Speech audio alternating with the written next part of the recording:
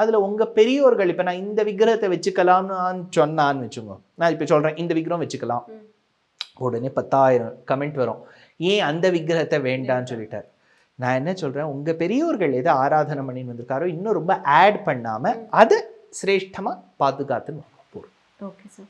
இப்போ நிறைய பேருக்கு வந்து பூஜை அறை செப்பரேட்டா ஒன்று இல்லைனாலுமே அவங்களோட கிச்சன் ஸ்பேஸ்லேயே கொஞ்சம் சின்னதாக ஜம்முன்னு வச்சுக்கலாம். ஸோ பூஜை அறைன்னு தனியா இருக்கணுங்கிறதெல்லாம் இல்லை.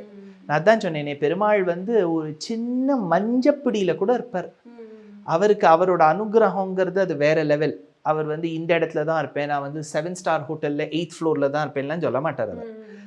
அவர் வந்து அந்த ஏழையின் அந்த ஒரு சின்ன குந்துமணியில கூட இருப்பார்.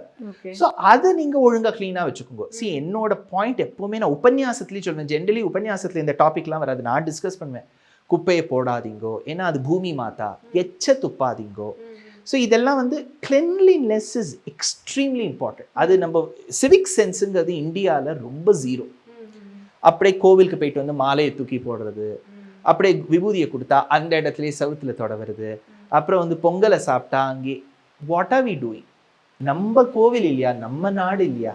கிளீனா நம்ம வீட்டை எப்படி வச்சுக்கிறோமோ அப்படிதானே நாட்டை வச்சுக்கணும். அவ்வளோ as simple as that. MCR Pure Cotton Club, formals and casual shirts.